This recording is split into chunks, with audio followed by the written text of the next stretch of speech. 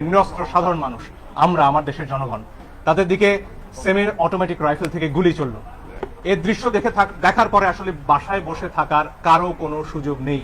আমাদের যার যার অবস্থান থেকে প্রতিবাদ করতে হবে এবং একজন আইনজীবী হিসেবে সেই কাজটি করার জন্য আজকে আমরা আদালতে এসেছি।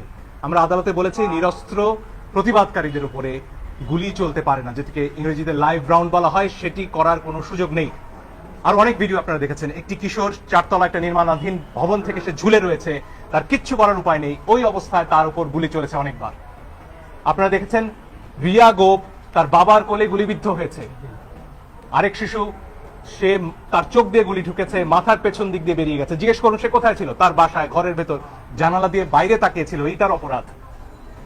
এই জন্য আমরা স্পষ্টভাবে বলেছি যারা আন্দোলনকারী তাদের উপরে লাইভ রাউন্ড অর্থাৎ গুলি ছোড়া চলবে না। আপনারা প্রয়োজনে টিয়ার শেল ছুড়ুন, লাঠিচার্জ করুন, রাবার বুলেটও ছুড়ুন, তাতেও বহু মানুষ সন্দেহ হয়েছে হয়তো, সে খবর আপনারা দেখেছেন, এত কাছ থেকে রাবার বুলেট ছোড়া হয়েছে।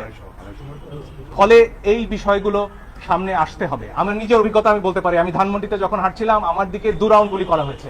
তাদের পোশাক পরনে ছিল না, আমি জানি না তারা কারা পিস্তল থেকে গুলি হয়েছে, কারণ আমার হাতে ক্যামেরা ছিল। কোনো প্রমাণ তারা রাখবেন না, কিন্তু প্রমাণ ধ্বংস হয় না আজকের দুনিয়ায়, প্রমাণ পৌঁছে যায়।